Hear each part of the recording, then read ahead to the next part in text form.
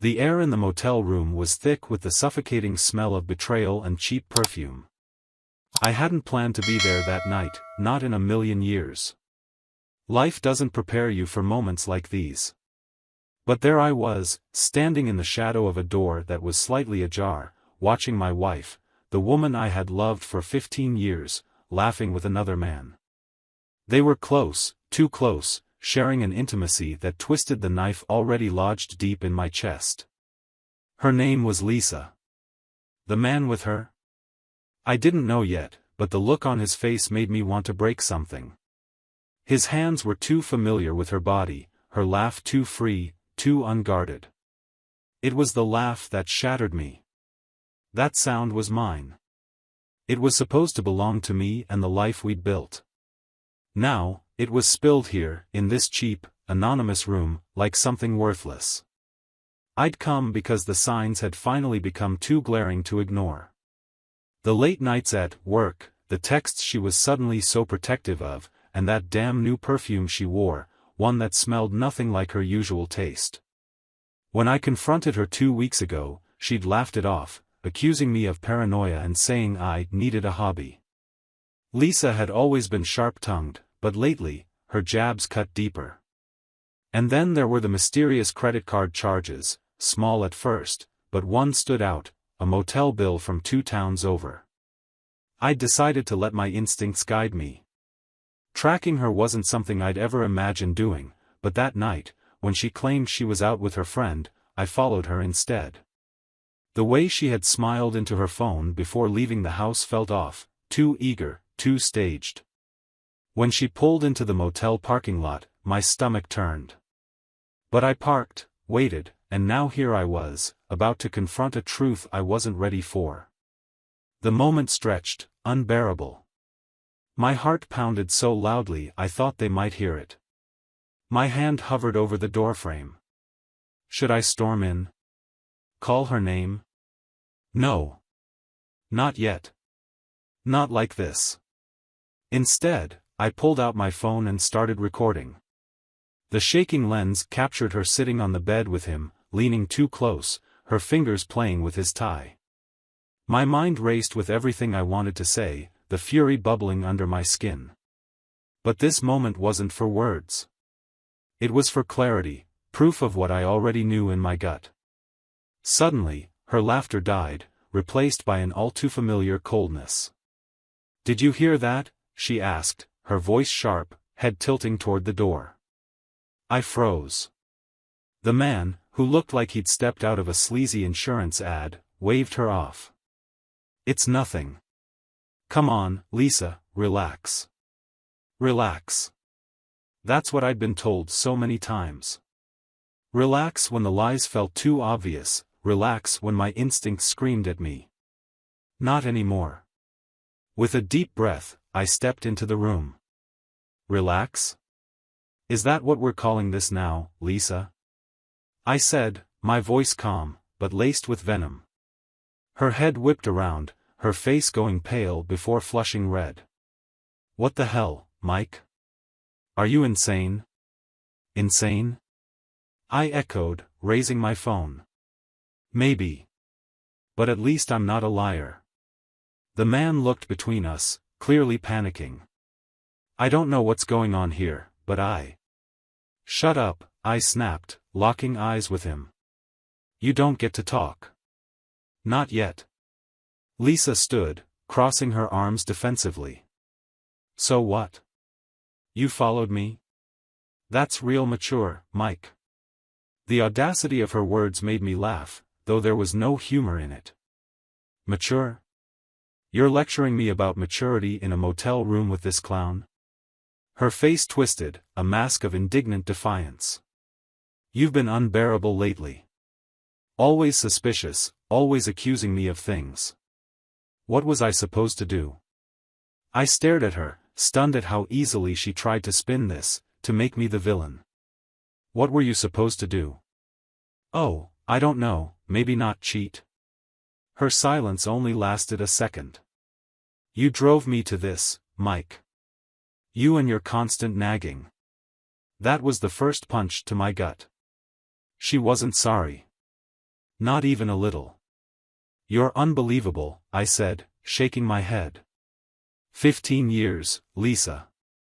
I gave you everything. Her eyes narrowed, her voice dripping venom. And maybe that was the problem, Mike. Too much of you. For the first time in my life, I felt completely hollow. Whatever love I still had for her cracked in that moment, spilling into the void between us. The silence between us felt like it could snap at any second, the air charged with tension that prickled my skin. Lisa's words, "Too much of you," echoed in my ears, each syllable twisting the knife she'd buried in my back. The man, now visibly sweating, stood up from the bed like a kid caught stealing candy. He glanced at Lisa, then at me, his lips trembling as he stammered, "Look, man, I didn't know she was."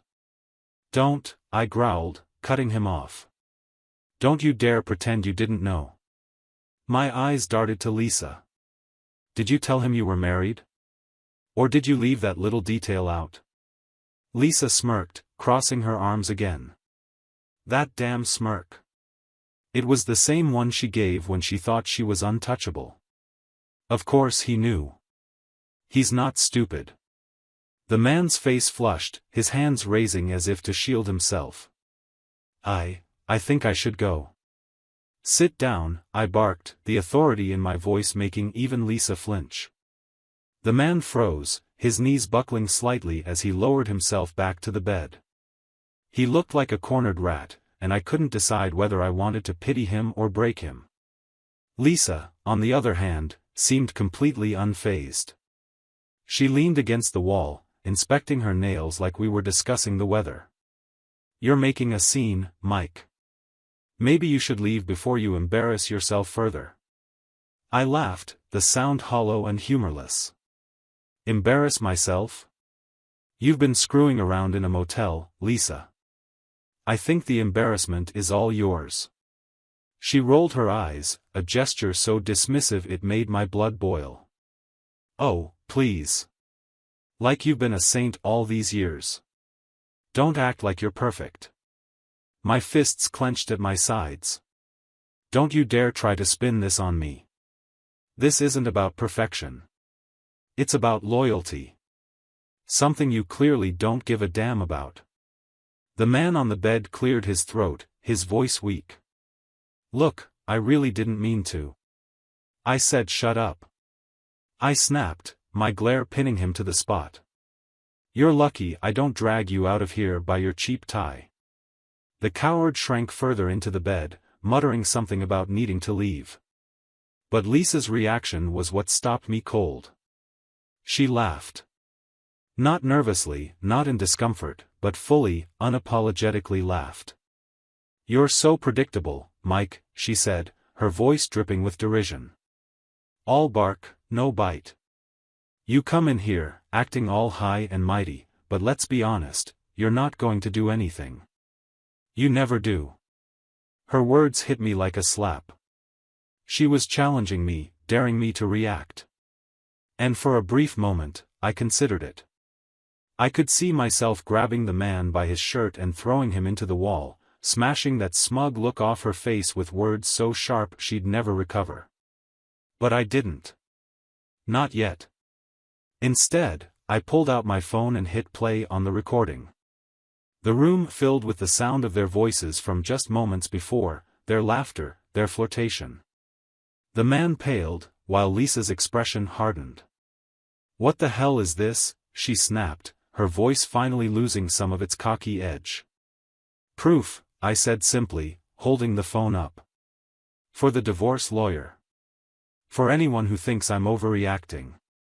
You don't get to weasel your way out of this, Lisa. Not this time." Her eyes narrowed, and for the first time, I saw something that looked like fear.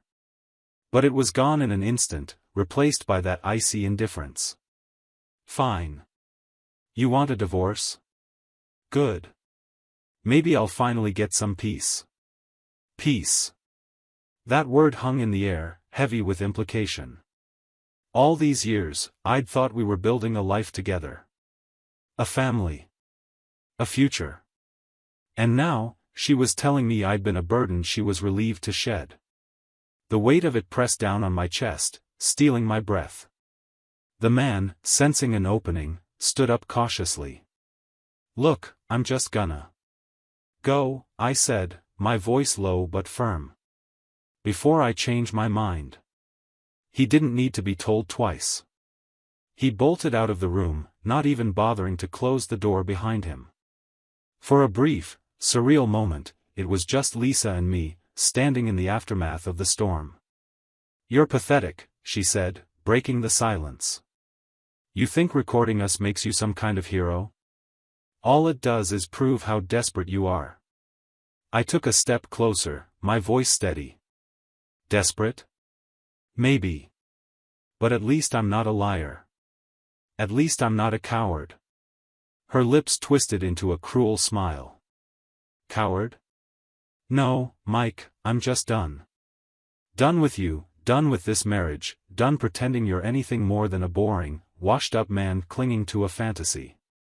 I stared at her, my chest heaving with the effort to keep from exploding.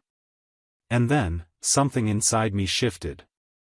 The anger was still there, burning hot, but underneath it was something sharper, clarity. "You know what, Lisa?" I said, my voice calm. "You're right. I am done. But not with me, with you." Her eyes widened, just a fraction, and for the first time, she looked unsure. It was small, but it was enough. Enough to know that this wasn't over. Not yet. Because Lisa had underestimated me. And now, she was about to find out just how wrong she'd been. Lisa's smirk faltered. She crossed her arms tighter, the first crack in her armor showing. "Oh, spare me the dramatics, Mike. What are you gonna do? Cry? Throw a tantrum? You don't have it in you to." I held up a hand, cutting her off mid-sentence. "Stop talking, Lisa. Just stop." My voice was calm, too calm, and I could see it unsettled her. "You think you know me, that you've got me pegged as this weak, pathetic man. But tonight, you're going to learn just how wrong you've been." Her brow furrowed, but she forced a laugh. "You're delusional." "Maybe," I said, shrugging. "But let me show you just how delusional I can be." Before she could respond, I pulled my phone out again. Her smugness returned for a split second, thinking I was about to play the recording again. But instead, I opened the photo gallery and turned the screen toward her. Her face drained of color. What the hell is that?" The photo was one I'd taken weeks earlier, a shot of her car parked outside the same motel. I swiped to the next image, then the next, each one showing her car in different locations, restaurants, parking lots, places I knew she had no business being if she'd been telling the truth. "I've been watching, Lisa," I said, my voice steady. 4 weeks. Tracking you, piecing it all together. You think you're so smart, so untouchable, but you're not. You're sloppy. Reckless." Her jaw tightened, but she didn't speak. The confidence she'd wielded so effortlessly earlier had started to slip. "You've been spying on me?" "No," I said, pocketing the phone. "I've been uncovering the truth. Something you were too much of a coward to admit." She stepped forward, her finger jabbing toward me. "You're sick. You had no right to follow me, to invade my privacy." I laughed, the sound bitter. "Privacy? In a marriage? The only thing I invaded was your web of lies, Lisa. And now, I've got everything I need." "What are you talking about?" she asked, her voice sharp, a hint of panic creeping in. I leaned in closer, my eyes locking onto hers. "I filed for divorce this morning." Her gasp was audible, her composure cracking wide open. "You did what?" "You heard me," I said, my tone cold. "And I didn't stop there. I've frozen our joint accounts. I've spoken to a lawyer about dividing the assets. And, oh, I made sure to let your parents know exactly what you've been up to." Her face turned a shade of red I hadn't seen before. You son of a... Don't, I interrupted, my voice cutting through hers like a knife. Don't you dare try to flip this on me. You did this, Lisa. Not me. For the first time, she looked genuinely rattled. She ran a hand through her hair, pacing the small room like a caged animal. You don't know what you're doing, Mike. You're being impulsive, emotional. Emotional? I snapped, my voice rising. Of course I'm emotional, Lisa. You shattered everything we built together. You turned 15 years into a joke. Her pacing stopped, and she turned to face me, her eyes blazing. You're not perfect, Mike. Don't act like you are. You think you're some saint, but you've been distant, boring, stuck in your routine. I needed more. I deserve more. I took a step back, her words hitting me like a freight train. The venom in her voice was unlike anything I'd ever heard from her. You deserve more? I repeated, shaking my head in disbelief. More what, Lisa? More lies? More betrayal? Or just more cheap motel rooms with losers who can't even look me in the eye? She flinched at that, but the defiance in her expression didn't waver. Maybe I do. And maybe you should take a long, hard look at yourself and ask why I had to go somewhere else to feel alive. The words stung, but they didn't cut as deep as she thought they would. If anything, they only fueled my resolve. I had spent years bending over backward to make her happy, sacrificing pieces of myself along the way. And for what? To be met with this? No. Not anymore. You're right, I said, my voice calm. Maybe I should have done things differently. Maybe I should have seen the cracks sooner. But this? This is on you, Lisa. Not me. She stared at me, her chest rising and falling rapidly as she searched for something to say. For once, she seemed at a loss for words. The sound of a knock at the door broke the tension like a thunderclap. Lisa jumped, her eyes darting toward the entrance. Who the hell is that? She hissed. I didn't answer. Instead, I walked to the door, opened it, and let the two men in suits step inside. Lisa, I said, gesturing toward them, meet my lawyers. I thought we'd get a head start on the paperwork. Her mouth fell open, her eyes darting between me and the men who now stood in the room, briefcases in hand. You're insane, she whispered, her voice trembling. No, I said, stepping closer to her. I'm done. And for the first time in weeks, I felt free. Lisa's face twisted with fury as the two lawyers stepped into the room, their presence casting an ominous shadow over her smugness. She looked between them and me, her chest heaving, but she was too stunned to speak. This wasn't the reaction she was expecting, she'd expected me to crumble, not to rise. You brought your lawyers here, she finally sputtered, her voice rising in disbelief. What the hell is wrong with you? Nothing, I said coolly. But there's plenty wrong with you, Lisa. And since you love surprises, I thought I'd give you one of your own. Lisa's eyes narrowed. This is ridiculous. You can't just drag your lawyers into some motel room like this and expect me to. Lisa, one of the lawyers interrupted, his tone professional but firm, we're here to facilitate a conversation. Mr. Parker, he gestured toward me, has expressed concerns about asset division and custody matters. We thought it prudent to address them sooner rather than later. Custody? Lisa shrieked, her voice echoing off the dingy motel walls. You think you're taking the kids, Mike? Over my dead body. I smiled, the kind of smile that wasn't warm but razor sharp. Oh, Lisa, that's not up to you anymore. You see, I've been preparing for this for weeks. Every lie, every excuse you fed me. It's all documented. And don't forget that little recording I just made. She paled at the mention of the recording, her confidence slipping further. You wouldn't dare use that. Oh, I would, I said, stepping closer.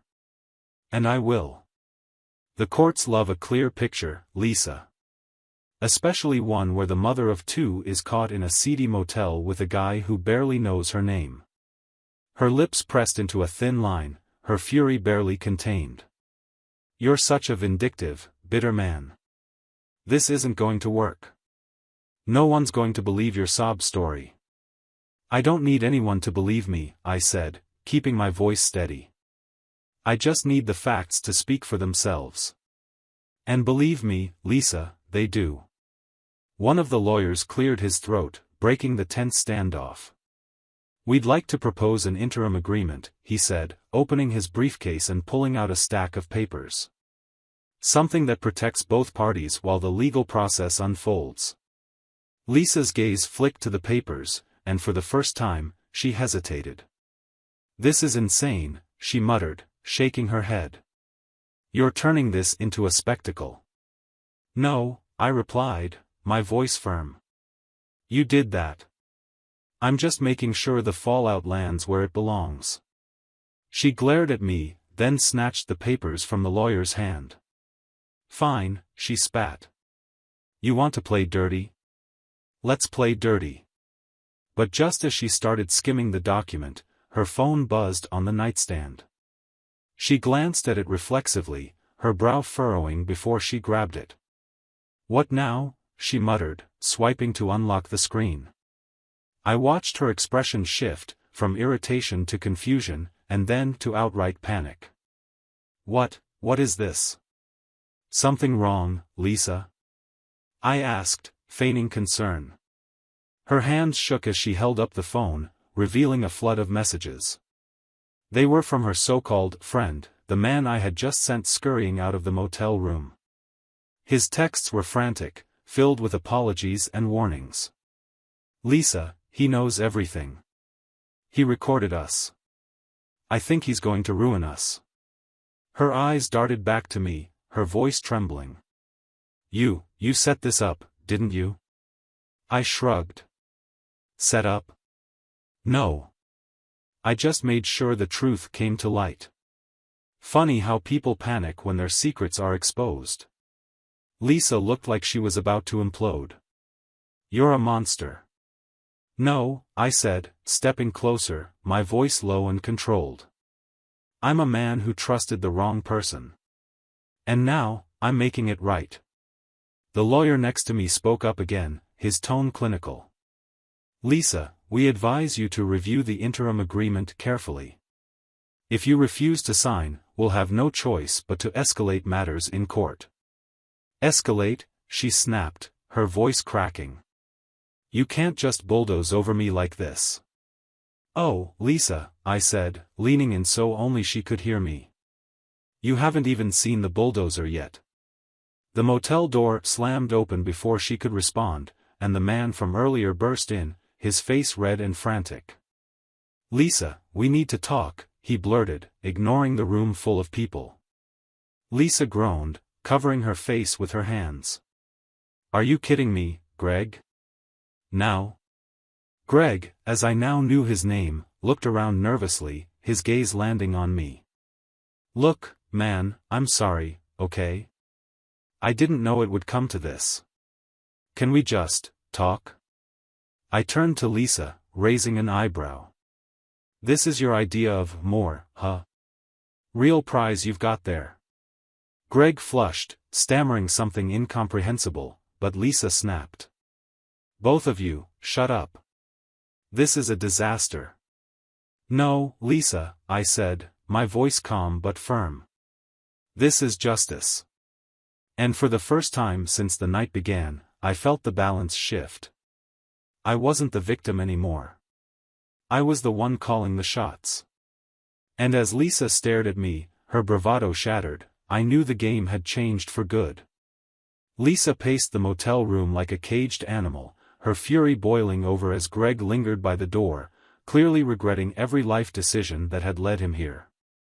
My lawyers stood calmly, their presence an undeniable reminder that this wasn't just a messy argument anymore, this was a reckoning. This is a joke, Lisa hissed, spinning around to face me. You're trying to humiliate me. You've always been so obsessed with control, and now you're turning my life into a circus. Humiliate you? I shot back, my voice colder than I thought it could be. No, Lisa. You managed that all by yourself. I'm just the audience, watching your show. Her glare could have melted steel. You really think you've won, don't you? I don't care about winning, I said, stepping closer. I care about truth. About making sure you can't lie your way out of this one. Greg finally found his voice, though it was shaky at best. Look, I'm not trying to make things worse, but maybe we could all just take a step back. Figure this out like adults? I turned to him, my eyes narrowing. You've already done enough, Greg. The only thing you're figuring out tonight is how to get out of this room without me throwing you through that window. Greg took a cautious step back, his hands raised in surrender. All right, man. I get it. You're pissed. But this is between you two. I didn't mean to get in the middle of. You didn't mean to get in the middle? I barked, my voice sharp enough to cut through his excuses. You're literally the middle of this mess, Greg. You knew she was married. You knew exactly what you were doing. Lisa groaned, rubbing her temples like she was the one under attack. Oh my God, can we please stop with the moral lecture? Greg, shut up. Mike, stop playing the victim. None of this matters. Doesn't matter? I echoed, my voice rising. You blew up our life, Lisa. 15 years, and you threw it away for this? I gestured toward Greg, who looked like he wanted to crawl into a hole. Lisa's lip curled in a sneer. 15 years of what, Mike? Of you treating me like a trophy on a shelf? Like my whole world should revolve around you? Newsflash, you're not perfect. You never were. Her words stung, but they didn't break me. Not anymore. And you're a paragon of perfection? I shot back. Sneaking around in motels, lying to your kids, destroying our family? Congratulations, Lisa. You really showed me how much better you are. Lisa opened her mouth to retort, but she froze as my phone buzzed on the table. The sound broke the tension like a gunshot. Slowly, I picked it up, noting the name on the screen, Carly. Lisa's eyes widened. Why is Carly calling you? Carly, our 13-year-old daughter, rarely called. She preferred texting like most teenagers. The suddenness of it made my chest tighten. I raised a hand to silence Lisa as I answered. Hey, sweetheart. What's wrong? Her voice came through, shaky and small. Dad? I think something's wrong with Mom. There's a weird charge on her credit card, and she's not answering her phone. Is she okay? Lisa's face turned ashen as she realized her lies were starting to ripple outward. I locked eyes with her, the weight of our daughter's concern hammering into me like a freight train. She's fine, Carly, I said, keeping my voice steady. I'm with her now. You're sure? Carly asked, her voice trembling. Because Aunt Beth called earlier, and she said Mom's been acting weird lately. She's not leaving us, is she? Lisa's mouth opened in shock, her eyes filling with something that looked like guilt for the first time all night. But I didn't give her a chance to speak. No, Carly, I said firmly. She's not leaving. Don't worry, okay? I'll explain everything soon. Carly hesitated, then whispered, okay, Dad. I love you. I love you too, I said, my voice cracking despite myself. I ended the call, setting the phone down with deliberate care before turning back to Lisa. Even Carly sees through you, I said, my voice low. Our daughter. She's already picking up on your lies. Lisa's hands shook as she tried to defend herself. That's not fair, Mike. She doesn't know the whole story. No, I said, stepping closer. She doesn't. And whose fault is that, Lisa? You dragged this family into your mess, and now you've got our daughter worried sick. Lisa's bravado cracked wide open. For the first time, her voice faltered. I didn't mean for it to go this far. Too late, I said. It's already gone too far. And now you have to live with the consequences. The lawyers, silent until now, exchanged a glance. One of them cleared his throat. Perhaps this would be a good time to sign the interim agreement, he said, sliding the papers toward Lisa again. It's in everyone's best interest to move forward constructively. Lisa stared at the papers, her hands trembling as she reached for the pen. Her defiance was gone, replaced by something that looked a lot like defeat. But just as she was about to sign, the door burst open again. This time, it wasn't Greg or another unwelcome guest. It was a police officer. Michael Parker, the officer said, his gaze sweeping the room. We received a call about a disturbance. Lisa's head snapped up, her eyes widening. What? Who called the cops? Greg froze, looking even guiltier than before. I might have, just in case things got out of hand. I sighed, running a hand down my face. Fantastic, I muttered. Let's add that to the circus. The officer stepped in, taking in the scene, the lawyers, the papers, Lisa's stricken face, and Greg cowering by the door. He raised an eyebrow. Looks like I missed the main event. Mind telling me what's going on here? I smiled, though it didn't reach my eyes. Sure, officer. Where should I start? The officer's gaze swept across the room, taking in Lisa's wide eyes, Greg's hunched posture near the door, and my calm demeanor, which, I'll admit, was more performative than genuine. He stepped further in, his hand resting lightly on his belt. All right, I don't know what's going on, but someone's going to have to start talking. Lisa immediately jumped in, her voice shrill and defensive. This is ridiculous. It's a private matter, officer. My husband here is just. I'm documenting my wife's affair, I interrupted, cutting her off. My tone was measured, but the edge in my voice was unmistakable. And ensuring everything is handled legally. The officer's brows rose slightly. An affair, he repeated, glancing between us. So, this isn't violent or anything? Not yet, I said, giving Greg a pointed look. The man flinched, shrinking further into the corner. Mike! Lisa snapped, her face flushing with a mix of rage and humiliation. Can you stop embarrassing me for 5 seconds? Embarrass you? I repeated, laughing bitterly. Lisa, you've done that all on your own. The officer held up a hand, his voice firm. All right, enough.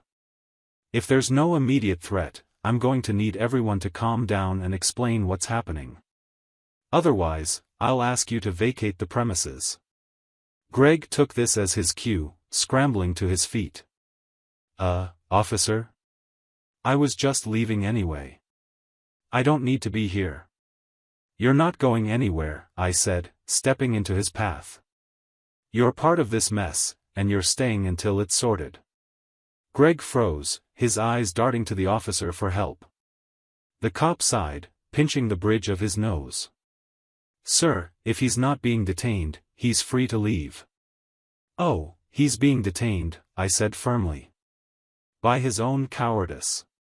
Greg muttered something under his breath, but Lisa exploded. For God's sake, Mike, stop acting like a lunatic. This is why I couldn't stand you anymore. Always trying to control everything, always needing to be the hero. The officer raised a brow at her. Ma'am, I'd suggest you lower your tone. This is not helping your case. My case? Lisa repeated, incredulous. I'm not the one calling the cops over a domestic squabble. Lisa, I said, my voice quieter but deadly cold, this isn't a squabble. It's the culmination of every selfish decision you've made. You think I'm controlling? Fine. Call it control. But this is me taking back what little respect you left me. The officer cleared his throat, clearly done with the back and forth. Okay, enough drama. Here's the deal, if there's no immediate threat, I'll leave. But if this escalates again, someone might be spending the night in a cell. Are we clear? I nodded. Crystal. Lisa muttered something under her breath, but the officer ignored her. With a final glance around the room, he stepped back toward the door. Keep it civil, folks. Last warning.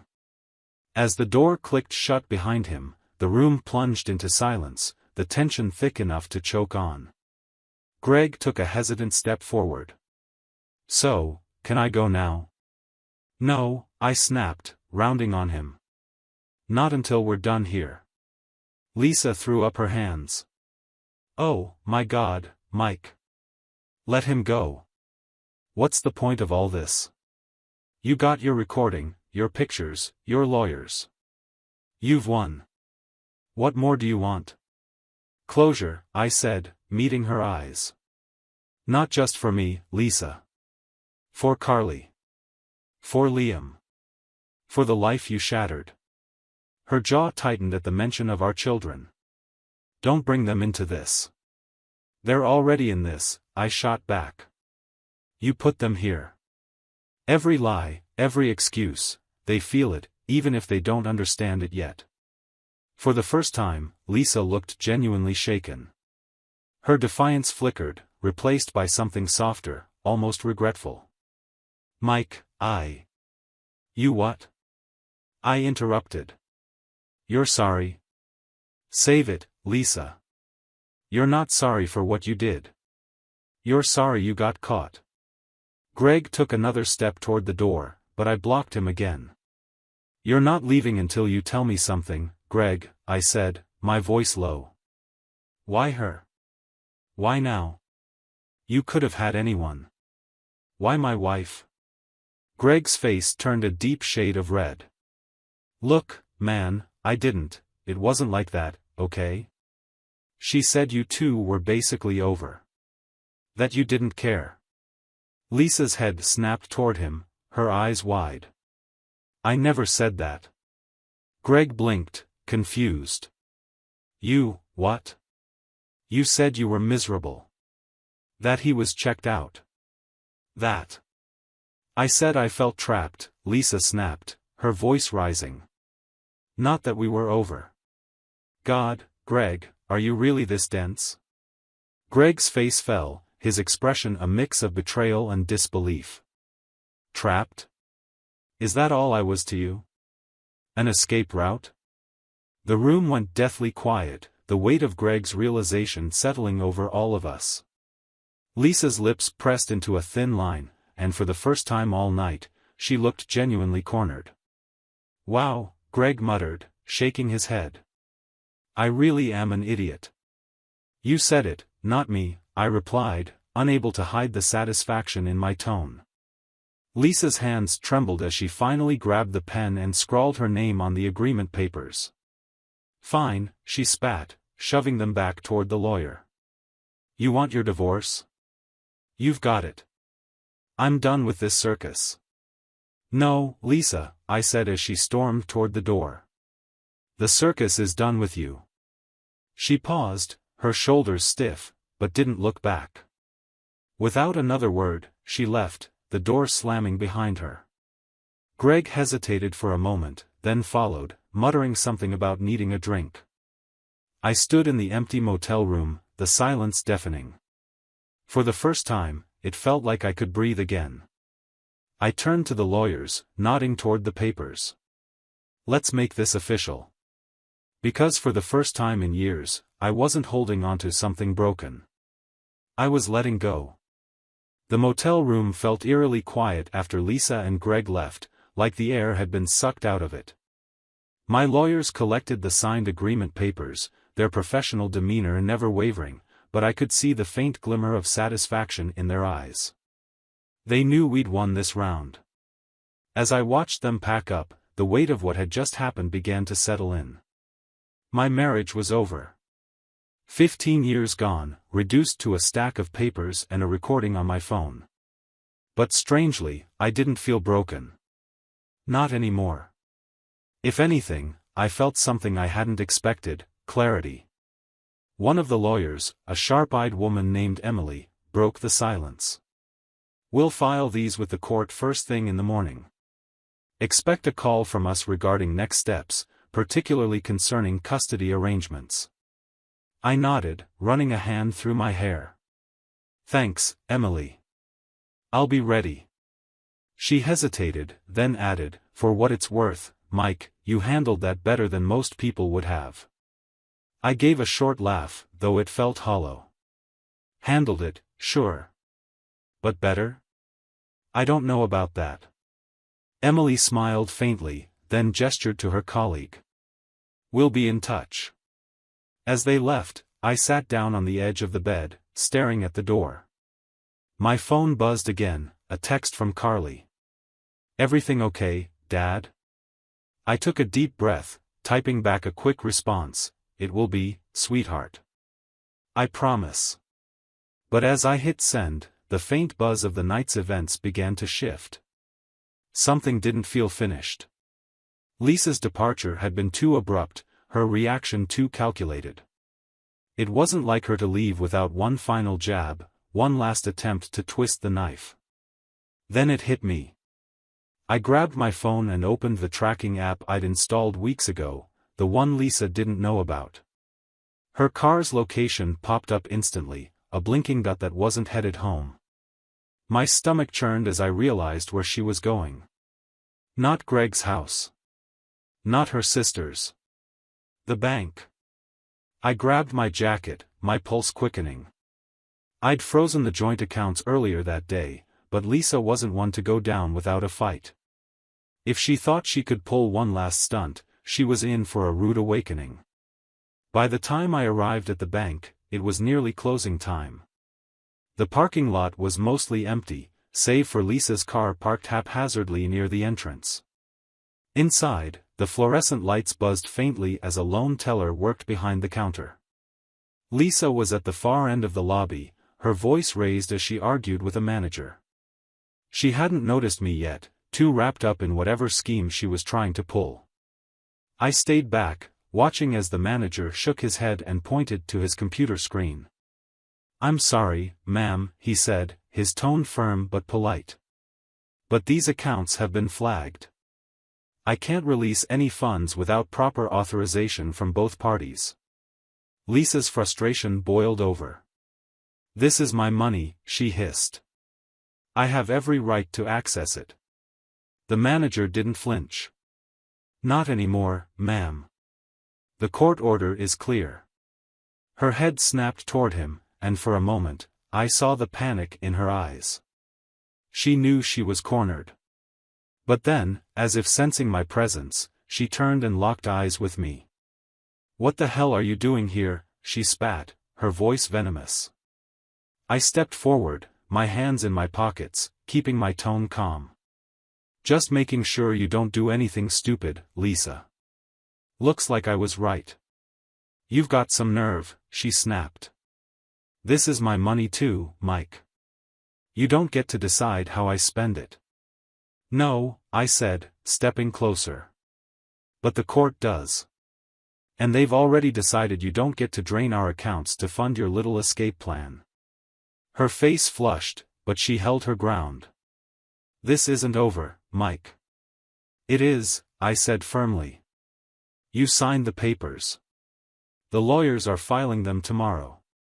You've lost." Lisa's hands clenched into fists, her eyes blazing with fury. "You think you're so clever, don't you? You think you've won because you humiliated me? Well, guess what, Mike, you haven't seen the last of me." I smiled, though there was no warmth in it. "You can try whatever you want, Lisa. But just remember, I'm not the same guy who let you walk all over him. Those days are gone."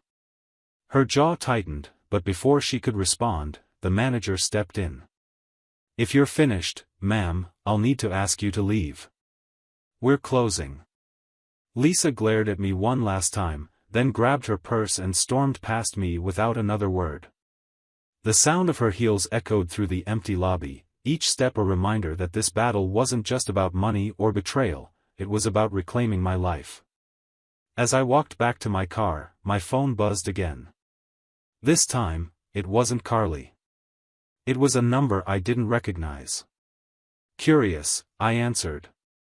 Hello? A woman's voice came through, hesitant but familiar. Hi, is this Mike Parker? Yes, I said cautiously. Who's this? There was a pause, then the woman sighed. My name's Hannah. I'm Greg's wife. I froze, the pieces clicking into place. Greg's wife? Yes, she said, her voice trembling. I think we need to talk. For a moment, I couldn't speak. The betrayal I thought I'd untangled suddenly had new threads, new layers. Lisa and Greg weren't just cheaters, they were destroying more than one life. Where are you? I asked, my voice steady despite the storm brewing inside me. I'm at home, she said softly. And I have something you need to see. The drive to Hannah's house felt surreal, like I was stepping into the next act of a nightmare I couldn't wake from. My mind raced with possibilities. What could she have that I needed to see? How much deeper did this rabbit hole go? By the time I pulled into her quiet suburban driveway, my hands were gripping the steering wheel so tightly my knuckles ached. Hannah met me at the door. She was younger than I expected, late 20s, maybe, and her face was a mix of exhaustion and quiet determination. She ushered me inside without a word, leading me to a small, dimly lit living room. Thank you for coming, she said, her voice barely above a whisper. I wasn't sure if I should call you, but you deserve to know. Know what? I asked, my throat dry. She took a deep breath, then handed me her phone. This. On the screen was a series of text messages, long exchanges between Lisa and Greg. My stomach churned as I read through them, each line like a slap to the face. Lisa, he's such a bore, Greg. I don't even know why I stayed this long. Greg, at least it'll be over soon. You and I can finally stop sneaking around. Lisa, can't wait. I'll make sure he gets nothing in the divorce. He deserves it. Greg, just remember the plan. You distract him while I handle the rest. Lisa, don't worry. He's too stupid to see it coming. I looked up at Hannah, my chest tightening. The plan? Her jaw tightened, and she pointed to another folder on the coffee table. Greg's been siphoning money from our accounts. He's been funneling it through shell companies. And from what I can tell, Lisa was planning to do the same to you. My breath caught as I opened the folder. It was all there, bank transfers, fake business names, even a document with Lisa's signature authorizing a withdrawal from our joint account. My frozen accounts had stopped her just in time. They were going to bleed us both dry, Hannah said, her voice trembling. Lisa's been pushing Greg to speed things up, probably because she knew you were catching on. A cold fury settled over me, sharper than anything I'd felt in the motel room. This wasn't just about betrayal anymore, it was calculated, malicious. They hadn't just broken trust, they'd tried to destroy me. Why are you telling me this? I asked, looking at her. You didn't have to. Hannah hesitated, then shrugged. Because I'm done being a victim. Greg lied to me, cheated on me, and then dragged me into this mess. I want him to pay. And I figure you do too. I nodded, the pieces clicking into place. You're damn right I do. The next week was a whirlwind. With Hannah's help, I passed everything we found to my lawyers. They worked tirelessly, filing motions, freezing accounts, and building a case that would make sure neither Lisa nor Greg would walk away unscathed. Lisa tried to contact me once, an email, of all things. It was full of the same manipulative nonsense: "You're blowing this out of proportion, I never meant to hurt you, and my personal favorite, we can fix this." I didn't respond. I didn't need to. The legal system was speaking for me now. Hannah and I stayed in touch, united by our shared betrayal. She filed for divorce from Greg the same day I finalized mine with Lisa. The court sided with me on nearly everything: full custody of Carly and Liam, majority of our shared assets, and even punitive damages for Lisa's attempted fraud. She didn't just lose me, she lost everything. Greg didn't fare much better. The evidence of his financial schemes put him in hot water, and last I heard, he was facing criminal charges. He tried to reach out to Hannah, but she'd blocked him. She'd moved on, just like I was trying to. A few months later, I found myself at Carly's soccer game. The crisp autumn air felt clean, refreshing. Liam was by my side, cheering loudly as Carly sprinted down the field. For the first time in what felt like forever, I felt okay. Hannah joined us, waving as she sat down on the bleachers. She'd become a surprising ally in all this, and while there was no romance between us, yet, there was a shared understanding that brought us closer. "Hey," she said, nudging me. "Carly's got a killer kick. Must get it from you." I chuckled. "Nah, that's all her. She's stronger than I ever was."